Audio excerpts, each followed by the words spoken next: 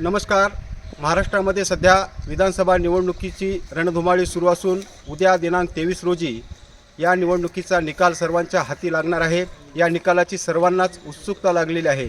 233 परळी विधानसभा मतदारसंघ हा महाराष्ट्रातील चर्चेचा मतदारसंघ असून या ठिकाणी विद्यमान कृषीमंत्री धनंजय मुंडे यांच्याविरुद्ध राष्ट्रवादी काँग्रेस शरदचंद्र पवार पक्षाचे राजेसाहेब देशमुख यांच्यात सरळ लढत होताना दिसत आहे.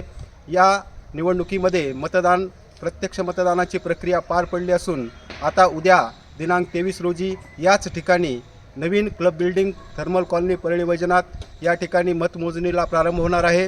तत्पूर्वी प्रशासनाने व निवडणूक विभागाने जय्यत तयारी मतमोजणीची केली असून या ठिकाणी 14 टेबलवर मतमोजणी होणार आहे. त्याच अनुषंगाने मतपेट्या ज्या आहेत ते याच ठिकाणी स्ट्रॉंग रूममध्ये ठेवण्यात आलेल्या आहेत. आपल्या पाठीमागे जी स्ट्रॉंग रूम दिसत आहे याच ठिकाणी मतपेट्या ठेवण्यात आलेल्या असून या ठिकाणीच उद्या मतमोजणीची प्रक्रिया पार पडणार आहे. या पार्श्वभूमीवरती या ठिकाणी चोख पोलीस बंदोबस्त तैनात करण्यात आला असून अतिरिक्त पोलीस बंदोबस्तही या ठिकाणी मागवण्यात आला आहे. एकंदरीतच अतिशय कडेकोट बंदोबस्तात आणि कायदा व सुव्यवस्था राखत या ठिकाणी मतमोजणीची प्रक्रिया पार पडणार आहे. परळी विधानसभा मतदारसंघासाठी उद्या मतमोजणी होत आहे. तत्पूर्वी स्ट्रॉंग रूमच्या बाहेर मोठा पोलीस बंदोबस्त तैनात करण्यात आला आहे. नेमका कसा आहे बंदोबस्त याबाबत बोलण्यासाठी आपल्यासोबत आहेत परळी ग्रामीण पोलीस ठाण्याचे पोलीस निरीक्षक श्री अनमोल केदार साहेब.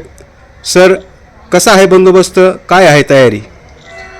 स्ट्रॉंग रूमसाठी मतदान झाल्यानंतर शक्तिकुंज वसाहतीमध्ये न्यू क्लब बिल्डिंग या ठिकाणी स्ट्रॉंग रूम बनवण्यात आलेला आहे.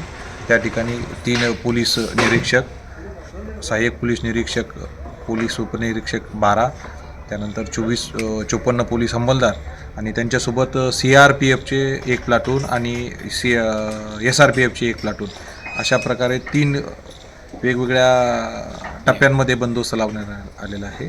सर्वात पहिल्यांदा CRPFचे जवान आहेत, त्यानंतर SRPFचे आहेत आणि बाहेरच्या बाजूला पोलीस स्टेशन अंतर्गत बंदोबस्त लावण्यात आलेला आहे. ओके, धन्यवाद सर.